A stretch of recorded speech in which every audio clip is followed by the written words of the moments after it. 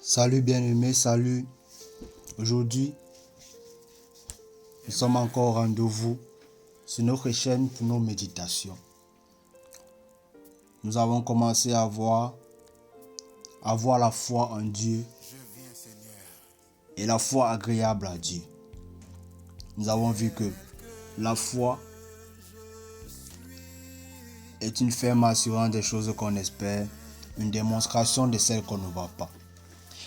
Et nous avons vu que la foi agréable à Dieu est cette foi qu'on croit en Dieu, on croit en son Fils Jésus-Christ, on obéit aux commandements, aux prescriptions de Dieu pour avoir la bénédiction de Dieu dans nos vies. Aujourd'hui, nous allons mettre fin à cela en voyant les exemples de foi et ces foi que Dieu agrée. Les exemples de foi dans la Bible et ces foi qui ont été agréables à Dieu. Nous allons voir les histoires de plusieurs personnes que Dieu a agréé leur foi et ils ont eu la délivrance à leurs problèmes grâce à la foi, la pleine confiance qu'ils avaient. Nous allons voir d'abord l'exemple de deux aveugles dans Matthieu 9 à partir du verset 27.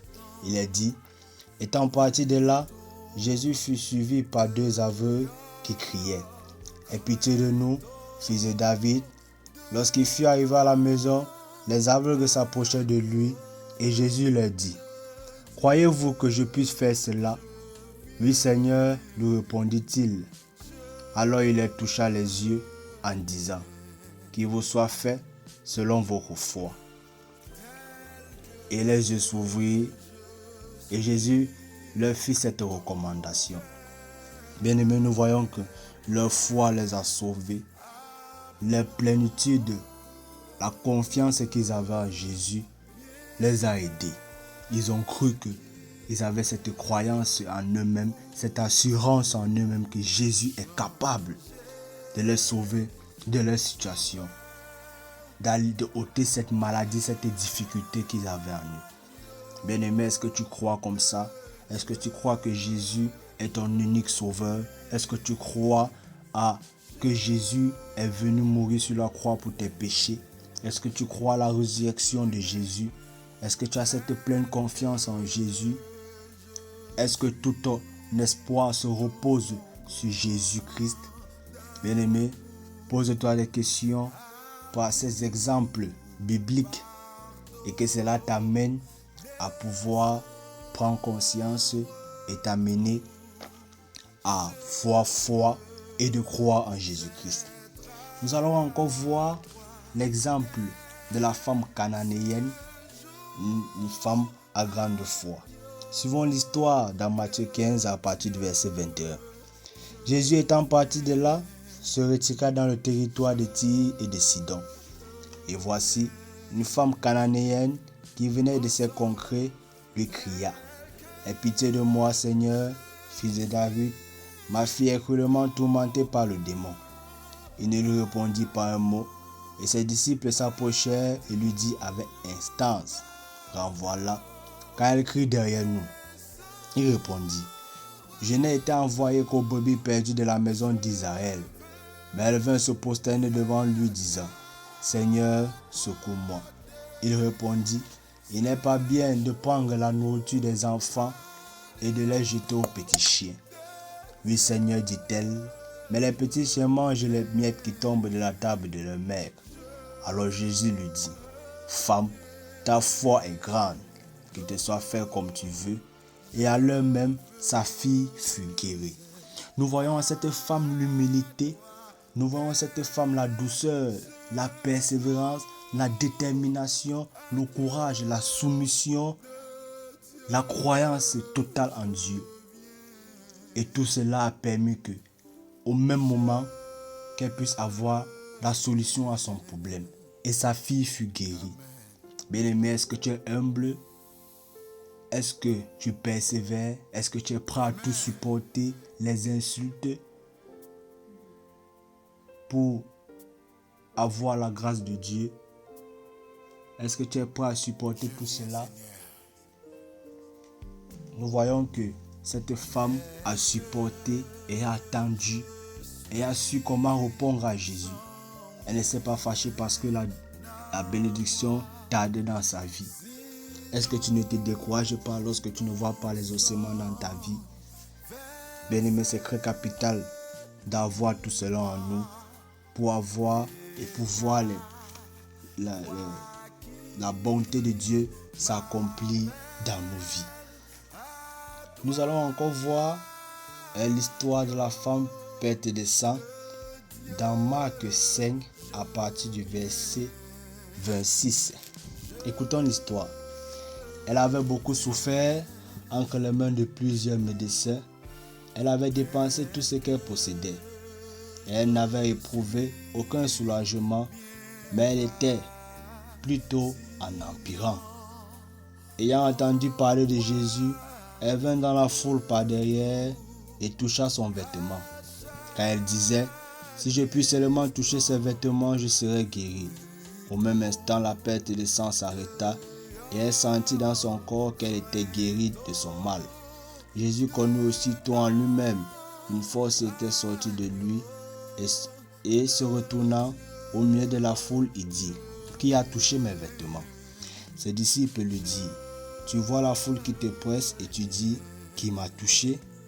Il regardait autour de lui pour voir celle qui avait fait cela. La femme, effrayée et tremblante, sachant ce qui s'était passé en elle, vint se jeter à ses pieds et lui dit toute la vérité. Mais Jésus lui dit, ma fille, ta foi t'a sauvée, va en paix et sois guérie de ton mal. Nous voyons cette foi en cette femme, cette détermination, ce courage, puisqu'elle savait que si je puis seulement toucher ses vêtements, je serai guérie. Est-ce que tu as cette ferme assurance en toi? Est-ce que ton espoir se repose entièrement sur Dieu? Est-ce que lorsque la difficulté grave est dans ta vie, tu reposes tout à Dieu? Est-ce que Dieu est ton plan A? Est-ce que Dieu est ton premier et ton dernier, ton commencement et ta fin? Est-ce que tout ton espoir est en Dieu? Est-ce que toute ta confiance se repose sur Dieu?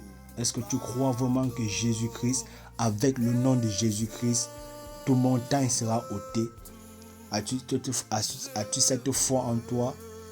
Bien-aimé, il est nécessaire que nous puissions prendre conscience et nous ramener à travers ces exemples bibliques et pour voir nos niveaux de foi que nous avons envers Dieu. Bien-aimé, voyons cela parce qu'il est très nécessaire, si vraiment nous voulons avoir la grâce de Dieu, de s'armer de toutes ces choses en nous pour bénéficier vraiment des bontés de Dieu dans nos vies, pour voir vraiment Dieu agir dans nos vies. Ayons ce niveau de foi, ayons cette persévérance, cette humilité, ce courage, cet espoir en nous pour voir Dieu agir. Voyons encore l'histoire du centenier et de son serviteur dans Matthieu 8 à partir du verset 5. Comme Jésus entrait dans Capernaum, un centenier l'aborda, le priant et disant, Seigneur, mon serviteur est couché à la maison atteint de paralysie et souffrant beaucoup. Jésus lui dit, j'irai et je le guérirai. Le centenier répondit, Seigneur, je ne suis pas digne que tu entres sous mon toit, mais dis seulement un mot et mon serviteur sera guéri. Car moi qui suis soumis à des supérieurs, j'ai des soldats sous mes ordres, et je dis à l'un va, et il va, et à l'autre viens, et il vient. Et à mon serviteur fais cela, et il le fait. Après l'avoir entendu, Jésus fut dans l'étonnement, et il dit à ceux qui le suivaient, je vous le dis en vérité, même en Israël, je n'ai pas trouvé une aussi grande foi. Or, je vous déclare que plusieurs viendront de l'Orient et de l'Occident et seront à table avec Abraham, Isaac et Jacob dans le royaume des cieux. Au verset 13, Jésus lui dit, puis Jésus dit au centenier, va, qu'il te soit fait selon ta foi. Et à l'heure même, le serviteur fut guéri. Bien-aimés, nous voyons en ce centenier l'humilité, l'incapacité de pouvoir s'en sortir de lui-même, sachant que Jésus est le remède à tous ces maux, sachant que Jésus est le chemin, la vérité, la vie, et faire recours à Jésus dans une humilité et dans un abaissement dont Jésus ne s'y croyait pas. Au point où Jésus dit, je n'ai pas trouvé une si grande foi en Israël. Parce que non seulement il ne se sent pas digne que Jésus puisse entrer sur son toit parce qu'il est un pécheur, mais à cause de cela, il a cette certitude que Jésus est capable de guérir, peu importe la distance, peu importe où Jésus se trouve, dit, mais dis seulement un mot et mon serviteur sera guéri. Bien-aimé, as-tu ce niveau de foi? As-tu ce niveau de foi? Es-tu humble? Reconnais-tu que tu es incapable? Est-ce que tu reconnais que Jésus est capable de tout? Qu'il a payé le prix pour cela? Est-ce que tu ne fais pas recours ailleurs lorsque la difficulté persiste? Bien-aimés, examinons-nous nous-mêmes par ces exemples bibliques. J'ai voulu que nous puissions voir cela pour examiner si nous avons ce niveau de foi, si nous avons tous ces caractères en nous, et si c'est que nous n'avons pas vu l'accomplissement de la parole de Dieu dans nos vies. Bien-aimés, ayons foi en Dieu. Vivons la foi chrétienne. Soumettons-nous à la parole de Dieu et à sa volonté. Et nous allons voir la volonté de Dieu s'accomplir dans nos vies. C'est un point très capital dont nous avons besoin d'avoir dans nos vies. Bien-aimés, examinons-nous à travers cela. Et n'hésitons pas à s'abonner pour ne rater aucune vidéo de chaque samedi. Et le Seigneur, par cette parole, nous bénisse et nous aide à comprendre pour nous mettre en ordre et pour avoir une plénitude de confiance en lui et de croire à son Fils Jésus-Christ pour que nous puissions voir l'accomplissement de la parole de Dieu dans nos vies. Veillons chaque jour à obéir au commandement de Dieu et Dieu ne nous décevra pas. Que le Seigneur nous bénisse par cette petite méditation. Au nom de Jésus-Christ. Amen.